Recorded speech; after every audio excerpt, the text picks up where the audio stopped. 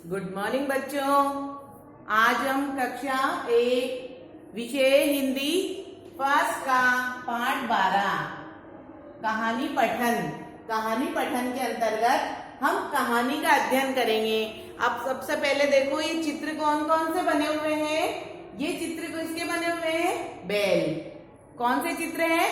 चित्रों के माध्यम से हम कहानी का पठन करेंगे। कहानी किस तरह से पढ़ते हैं। ये कौन सी कोई के चित्र बने हुए हैं? ये बैल। और बैलों की संख्या कितनी है? देखो 1 2 3 4 4 बैल है। और ये गाय का चित्र है घास। और ये गाय का चित्र है शेर, जंगल का राजा शेर। तो इस कहानी का नाम क्या है? एकता में बल।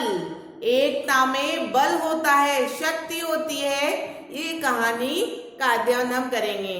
देखो एक बार की बात है, 4 बैल। कितने बैल? 4 बैल बहुत अच्छे दोस्त थे, फ्रेंड थे, मित्र थे। ठीक है, वे एक साथ घास चरने जाते थे, है ना, एक साथ घूमते थे, साथ साथ रहते थे।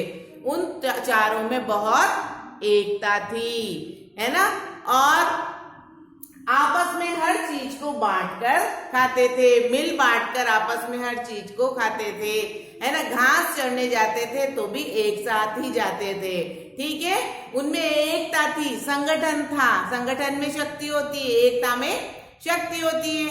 और वो वहां पहाड़ के जंगल में एक शेर रहता था। कौन रहता था?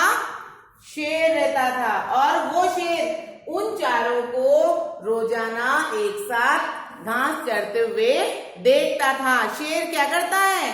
जानवरों का शिकार करता है ना। तो शेर भी इनका शिकार करना चाहता था, लेकिन रोज इनको घास चरते हुए देखता था। ठीक है, और क्या सोचता था कि जब तक ये चारों साथ है तब तक मैं इनका कुछ नहीं बिगाड़ सकता, क्योंकि ये चारों साथ है। तो शेर अगर इन पे हमला करता तो क्या करते? ये चारों मिलकर उसको सींग से मार मार के भगा देते। ठीक है ना, क्योंकि देखो एक साथ जब रहते हैं तो कोई अगर हमारे ऊपर आक्रमण करता है तो अकेला व्यक्ति तो कुछ नहीं कर सकता, लेकिन है ना सारे साथ है। ये 4 थे, चारों साथ थे तो चारों उसको है ना हमला करके मारकर भगा सकते थे। तो शेर क्या इनका शिकार नहीं कर पा रहा था और उसने एक चाल चली। शेर ने क्या चली? एक चाल। क्या चाल चली उसने? इन चारों को अलग करने की चाल।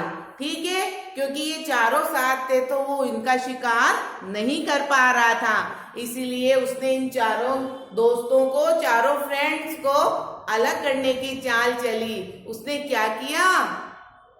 इन चारों के बीच में गलतफहमी पैदा कर दी। गलतफहमी कैसे पैदा करते हैं? एक मित्र से दूसरे की बुराई, दूसरे से उसकी बुराई। तो एक दूसरे के प्रति है ना, वो तुम्हारे बारे में ऐसे बोल रहा था, तुम है ना कि तुम अच्छे नहीं हो, इस तरह से आपस में गलतफहमी पैदा कर दी इनके बीच में। ठीक है, और ऐसे गलतफहमी इनके बीच में डालता रहा और एक दिन क्या हुआ? इन चारों के बीच में झगड़ा हो गया। क्या हो गया? लड़ाई हो गई, झगड़ा हो गया और चारों एक साथ इन्होंने रहना बंद कर दिया। अब चारों में जब झगड़ा हो जाता है तो साथ रहते हैं क्या? नहीं रहते। हम एक दूसरे, झगड़ा हो जाता है तो एक दूसरे से बात भी नहीं करते, अलग अलग रहते हैं, अपने अपने रास्ते बदल लेते हैं। और इन चारों बैलों ने भी क्या किया? एक साथ रहना बंद कर दिया। अब जब भी ये घास चरने जाते तो कैसे जाते? अलग अलग। कैसे जाते? अलग अलग। और अलग अलग रहने का फायदा, ये शेर क्या चाहता था? इनको अलग करना चाहता था ताकि अकेले बैल का ये शिकार कर सके। जब अकेला हुआ शेर, क्या कौन है? जंगल का राजा होता है, बहुत शक्तिशाली होता है।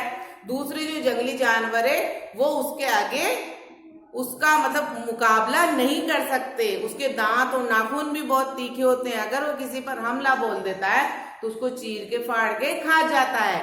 तो ये बैलों को अपना भोजन बनाना चाहता था।